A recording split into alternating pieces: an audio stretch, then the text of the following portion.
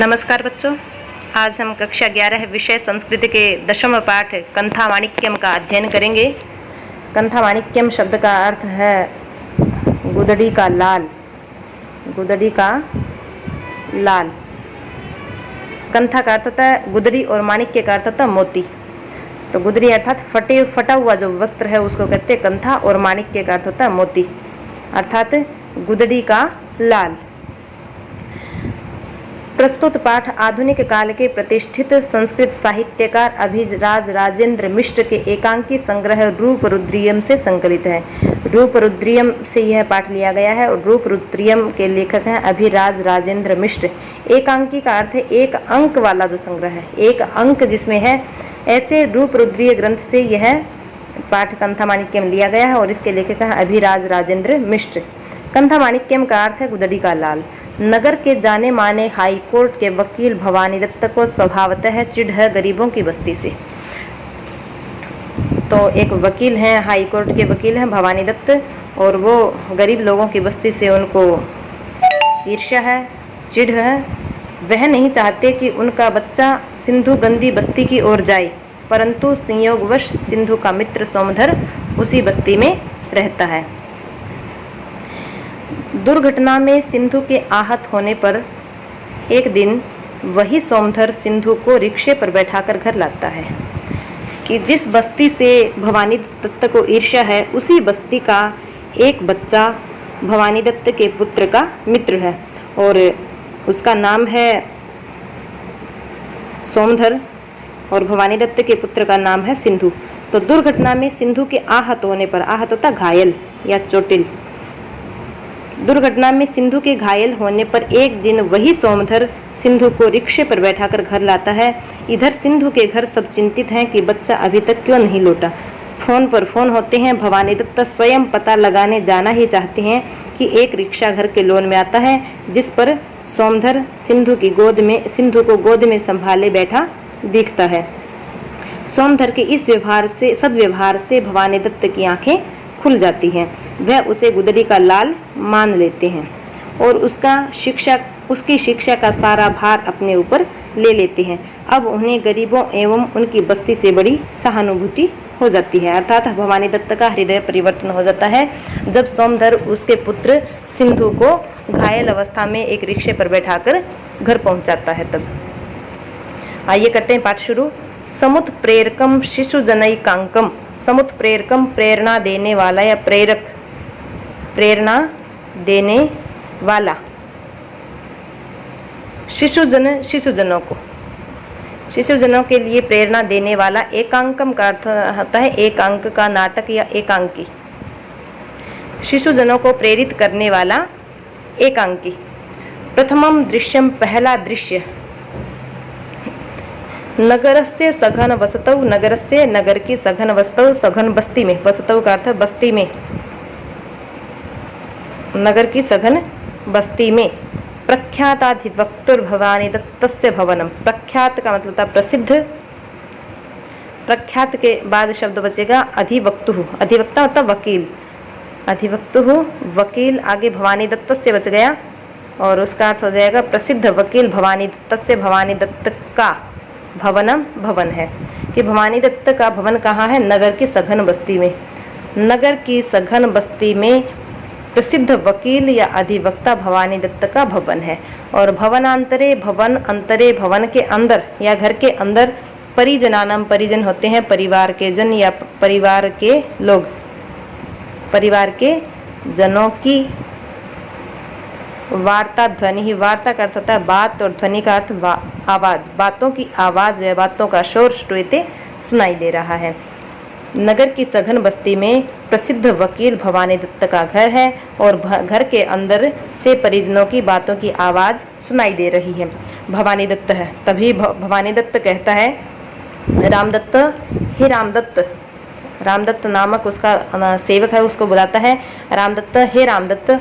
आई भो रामदत्त, अरे रामदत्त, हरण हरण। यानी कि वो क्रम से अपने दोनों सेवकों को बुलाता है, रामदत्त को बुलाता है और रामदत्त जब नहीं सुनता तो वो हरण को बुलाता है और कहता है रामदत्त, अरे रामदत्त, हरण, अरे हरण। सेवकौ रामदत्त हरणौ स संभ्रमं धावन्तौ आगच्छतः। सेवकौ दोनों सेवक, द्विवचन है यहाँ, तो रामदत्त और हरण दोनों सेवक, रामदत्त हरणौ रामदत्त और हरण दोनों सेवक स संभ्रमम संभ्रमित होकर चकराते हुए धावन्तौ, धावन्तौ का अर्थ हो गया दौड़ते हुए, दौड़ते हुए क्षत्रिय प्रत्यांत शब्द है धावंत, धावन्तौ आगच्छतः आते हैं। कि जब भवानीदत्त रामदत्त और हरण को पुकारता है तो दोनों सेवक रामदत्त और हरण भ्रमित होकर, आश्चर्यचकित होकर या चकराते हुए धावंत आगच्छतः दौड़ते हुए आते हैं। इसमें ये जो हल्के रंग के जो शब्द दिए गए हैं, जो पंक्तियां दी गई हैं, ये केवल क्रियाएं हैं। इनका उच्चारण किसी पात्र के द्वारा, किसी नाटक के पात्र के द्वारा उच्चरित नहीं है, या कहें ये जो पंक्तियां हैं वो केवल क्रिया है, केवल क्रिया बताई गई है। ये आगे जब रामदत्त और हरण दोनों सेवक भागते हुए आते हैं तो हरण कहता है अपने स्वामी भवानीदत्त को, अंग प्रच्छदेन, अंग प्रच्छद का अर्थ है अंगोच्छा, तो अंगोच्छे से हस्तौ अपने हाथों को मार्जयन साफ करते हुए या पोंछते हुए, अंगोच्छे से अपने हाथों को साफ करते हुए कहता है कि अन्नदाता, अन्नदाता, हे अन्नदाता, अन्नदाता कहाँ है यहाँ पे भवानीदत्त को, अर्थात हे मालिक, हे स्वामी, हे स्वामी, रसवत्याम आसम, रसवती, रसवती का अर्थ था रसोई, तो रसवत्याम रसोई में, सप्तमी विभक्ति यहाँ पे, तो रसोई में, आसम का अर्थ था कि मैं रसोई में था।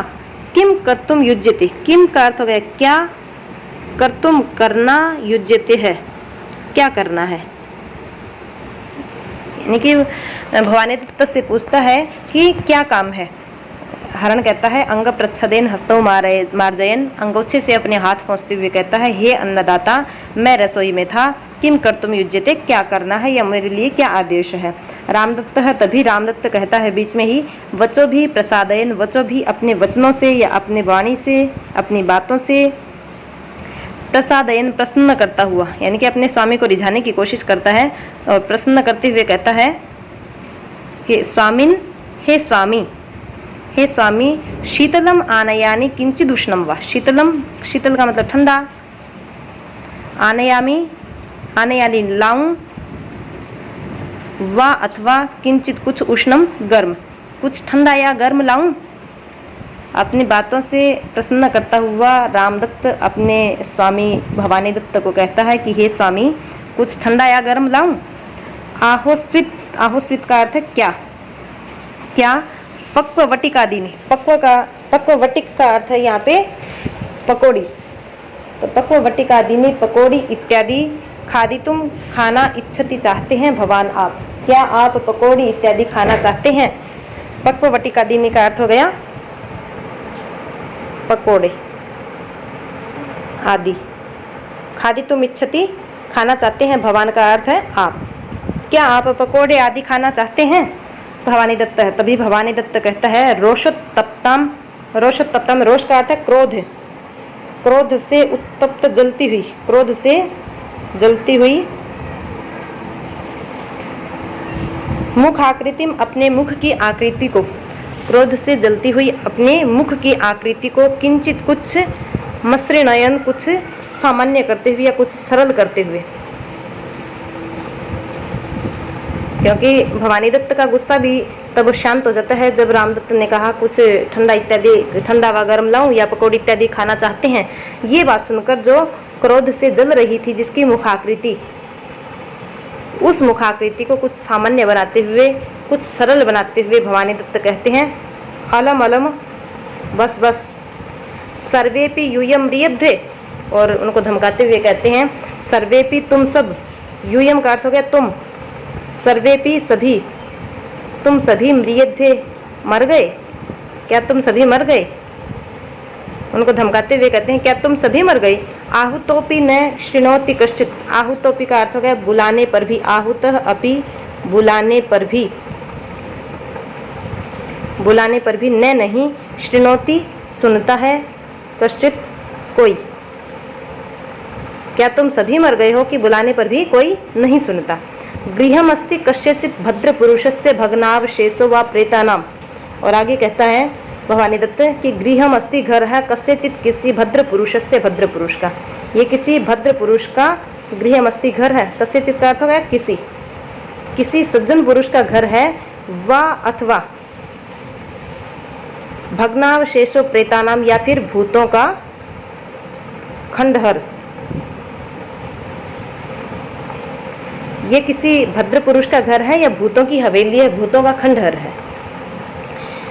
रामदत्त है, ये बात सुनकर रामदत्त सापराध मुद्रम, अपराध की मुद्रा में, अर्थात खुद को दोषी मानते हुए कि जैसे अपराध किया हो तो दोषी की मुद्रा में, अपराधी की मुद्रा में कहता है सस स्वामिन, हे स्वामी, डरते हुए कहता है, इसलिए वो रुक रुक के काँप काँप के बोल रहा है, सस स्वामिन, हे स्वामी, कार्य व्यापृत रस्माभिर नष्टुतम। जब भवानी दत्त ने कहा कि बुलाने पर भी कोई नहीं सुन रहा, ये किसी भद्र पुरुष का, किसी सज्जन पुरुष का घर है या भूतों का खंडहर है, ये सुनकर रामदत्त अपराध की मुद्रा में आते हुए कहते हैं कि हे स्वामी, कार्य व्यापृत ही, कार्य में व्यापृत का अर्थ व्यस्त, कार्य में व्यस्त होने के कारण अस्माभि ही, हमारे द्वारा या हमने, न नहीं श्रुतम सुना।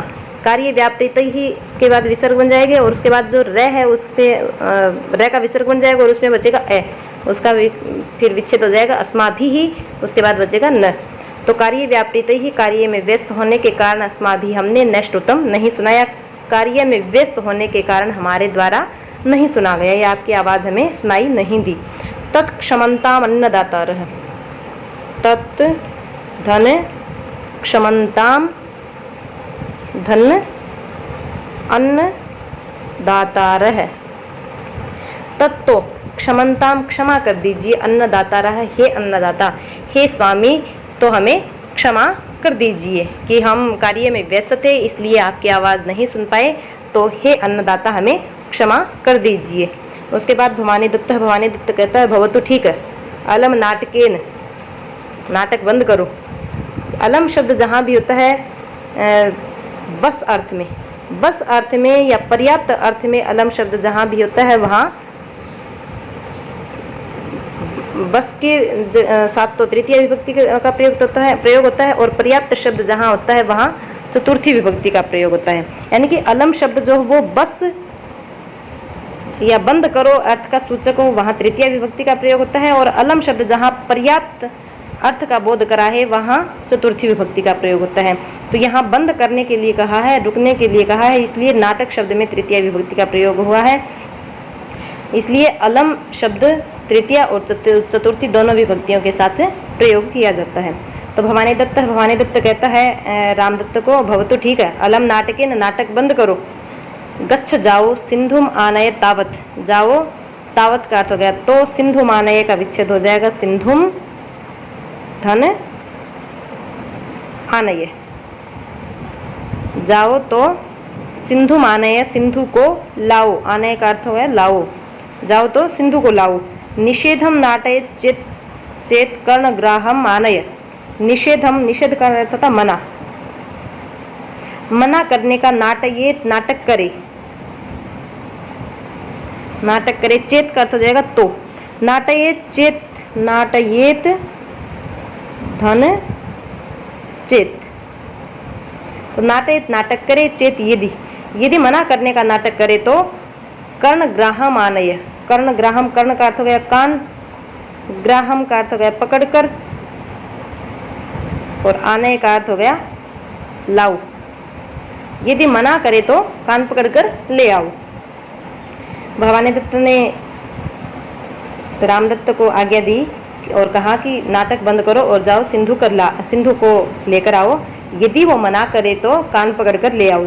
हरण, ये बात सुनकर, भवानी दत्त के गुस्से में कही हुई बात को सुनकर हरण ने कहा, भयभीतः सन्, भयभीतः सन् का विच्छेद हो जाएगा, भयभीतः शब्द बन जाएगा, उसके बाद सन्, सन सन शब्द जो है वो हुआ या हुए अर्थ में प्रयुक्त होता है।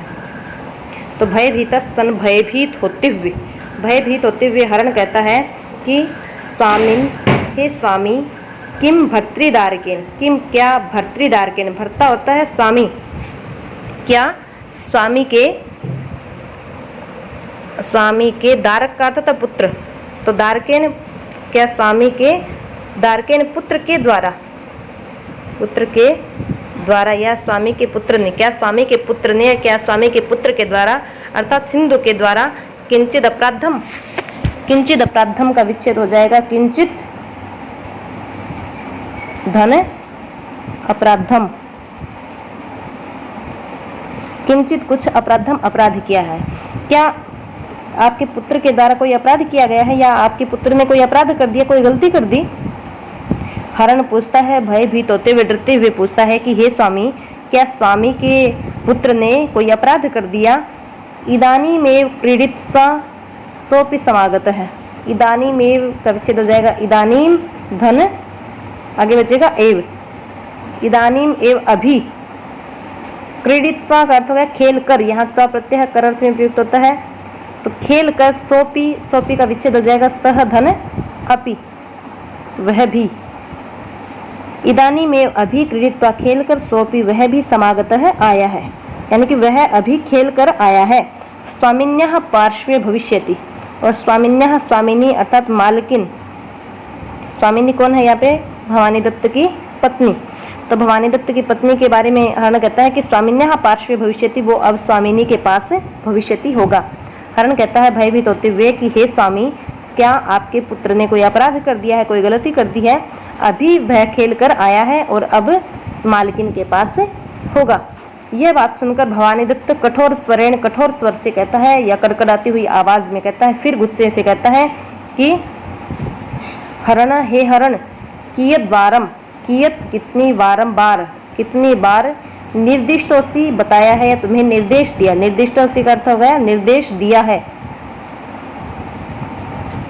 तुम्हें कितनी बार निर्देश दिया है या कितनी बार कहा है। निर्दिष्टो असी, असी का अर्थ हो गया है, तो कितनी बार निर्देश दिया है। ये वैसे असी शब्द जो है वो मध्यम पुरुष एक वचन के साथ प्रयुक्त होता है, मध्यम पुरुष एक वचन, तो मध्यम पुरुष एक वचन का कर्ता होता है तम, तो यहाँ अर्थ हो गया तुम्हें कितनी बार निर्देश दिया है, तुम्हें कितनी बार बताया है कि यत की प्रवचनम न कार्यम, यत की प्रवचनम, प्रवचन का अर्थ होता है उपदेश, न नहीं कार्यम करना, यानी कि प्रवचन न करो, तुम्हें कितनी बार कहा है कि प्रवचन मत किया करो। यदुच्यते तदेव शृणु, यदुच्यते का विच्छेद हो जाएगा यत धन उच्यते, यत जो उच्यते कहा जाता है, तदेव शृणु, तत् एव वही शृणु सुनो। मैंने हरण ने तुम्हें कितनी बार निर्देश दिया है कि प्रवचन नहीं करना, जो कहा जाता है वो सुनो। किम अवगतम, किम अवगतम, किम का अर्थ हो जाएगा क्या, अवगतम समझे, अवगतम, अवगतम का अर्थ हो जाएगा समझे, क्या समझे अर्थात समझ आया। हरण है, ये बात सुनकर हरण कहता है स नैराश्यम, निराश होकर कहता है कि युक्तम एतत्, युक्तम एतत् का विच्छेद हो जाएगा युक्तम धन एतत्, एतत् यह युक्तम ठीक है, अर्थात ठीक है स्वामी, हे स्वामी, ऐसा गच्छामि, ऐसा यह गच्छामि जाता हूँ। जब भवानी दत्त ने गुस्से में कठोर स्वर से हरण को कहा कि तुम्हें कितनी बार निर्देश दिया है कि प्रवचन नहीं करना, जो तुम्हें कहा है वही सुनो, क्या समझे। ये बात सुनकर हरण निराश होकर कहता है कि ठीक है स्वामी, ऐसा गच्छामि, अर्थात मैं जाता हूँ, सिंधु को बुलाने के लिए मैं अब जाता हूँ। और उसके बाद हरणो गच्छति, हरण गच्छति जाता है, हरण चला जाता है सिंधु को बुलाने के लिए। राम दत्तोपि तमनुसरति, राम दत्तोपि, राम दत्तः अपि, राम दत्त भी तम उसका अनुसरति, अनुसरण करता है, अर्थात राम दत्त भी हरण के पीछे चला जाता है। कतिपय निमेषानंतरम, कतिपय निमेषानंतरम इसका विच्छेद हो जाएगा कतिपय धन निमेष धन अनंतरम, कतिपय का अर्थ हो गया कुछ, निमेष पल के, अनंतरम बाद, कुछ पल बाद। द्वावपि का विच्छेद हो जाएगा द्वौ धन अपि, आदि संधि यहाँ पे द्वावपि, द्वौ अपि दोनों ही, कुछ पल के बाद दोनों ही, भृत्यो नौकर, भृत्य का अर्थ होता नौकर, कुछ पल के बाद दोनों सेवक या दोनों नौकर भवानी दत्त से, भवानी दत्त के पुस्तकालयम आगच्छतः, पुस्तकालयम पुस्तकालय में आगच्छतः आ जाते हैं। और रामदत्त जब हरण सिंधु को बुलाने के लिए जाता है तो रामदत्त भी उसके पीछे पीछे चला जाता है और कुछ पल के बाद दोनों नौकर भवानी दत्त के पुस्तकालय में आते हैं। पश्चाच्चाधिवक्तुः पत्नी रत्नापिदारकेण सार्धम आयाति। और पश्चाच्चाधिवक्तुः का विच्छेद हो जाएगा पश्चात धन च धन अधिवक्तुः, च और पश्चात पीछे, उसके बाद अधिवक्तुः, अधिवक्ता कौन है? वकील अर्थात भवानी दत्त। भवानी दत्त की पत्नी, पत्नी रत्नापि, रत्ना नाम है भवानी दत्त की पत्नी का, तो इसका विच्छेद हो जाएगा रत्ना धन अपि। कुछ समय के पश्चात भवानी दत्त के पुस्तकालय में दोनों नौकर पहुंचते हैं और उसके बाद वकील की पत्नी रत्ना भी दारकेन सार्धम, दारकेन अपने पुत्र के सार्धम साथ आयाति आती है। सार्धम शब्द का अर्थ होता है साथ, तो सह साकम सार्धम ये शब्द जहाँ आते हैं वहाँ तृतीय विभक्ति होती है, इसीलिए दारक शब्द की तृतीय विभक्ति है दारकेन यहाँ। तो उसके बाद रत्ना जो भवानी दत्त की पत्नी है वो भी अपने पुत्र के साथ पुस्तकालय में पहुँचती है और आकर रत्ना कहती है कि किम वृत्तम, किम क्या वृत्तम बात है, क्या बात है। आते ही भवानी दत्त से पूछती है क्या बात है। अद्यागत प्राय एव वात्या चक्रम उत्थापयसि, अद्यागत प्राय एव विच्छेद हो जाएगा अद्य आगत प्राय, अद्य आज आगत प्राय एव आते ही, आज आते ही वात्या चक्रम उत्थापयसि। वात्या चक्रम, वात्या चक्र का अर्थ होता है तूफान, वायु का चक्र, हवा का चक्र अर्थात तूफान। उत्थापयसि उठा रखा है, ये क्या बात है। आद्य आगत प्राय एवं वात्या चक्रम उत्थापयसि, क्या बात है कि आज आते ही तूफान उठा दिया। कस्मिश्चिद वादे पराजितोसि किम, और आगे कहती है किम क्या, कस्मिश्चिद किसी, वादे वाद में अर्थात मुकदमे में, किसी मुकदमे में, पराजितः असि किम क्या हार गए हो, क्या किसी मुकदमे में हार गए हो। रत्ना भवानी दत्त के गुस्से को देखकर कहती है कि क्या बात है, आज आते ही तुमने तूफान उठा रखा है, या आते ही तुमने तूफान क्यों उठा दिया। कस्मिश्चिद वादे पराजितोसि किम, क्या तुम किसी मुकदमे में हार गए हो। ये बात सुनकर भवानी दत्त कहता है बाढ़म, हाँ, बाढ़म का अर्थ होता है हाँ। गृहेश्वरी गृहिणी, हे गृहेश्वरी या हे स्वामिनी, हाँ। पराजितोस्मि तव न्यायालय, पराजितोस्मि का विच्छेद हो जाएगा पराजितः धन अस्मि, पराजितः अस्मि, पराजित हो गया हूँ या हार गया हूँ।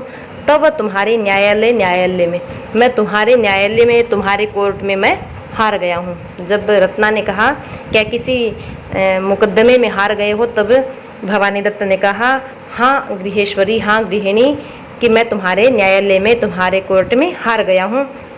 यह बात सुनकर हरण रामदत्त, हरण और रामदत्त दोनों मुखे, मुख पर कर प्रोंछनिम, कर प्रोंछनी होता है अंगोछा, विन्यस्य अंगोछा रखकर, विन्यस्य रखकर अट्टहासम, अट्टहास का अर्थ होता है हंसी, हंसी को रोधुम रोकने का प्रयत्न करते हैं। अर्थात ये बात सुनकर भवानी दत्त की कि हाँ गृहेश्वरी मैं तुम्हारे न्यायालय में हार गया हूँ, ये बात सुनकर हरण और रामदत्त दोनों मुख पर अंगोछा या तौलिया रखकर अपनी हंसी को रोकने का प्रयत्न करते हैं। यानी कि उनको ये बात सुनकर हंसी आ जाती है और अपनी हंसी को रोकने का प्रयत्न करते हैं।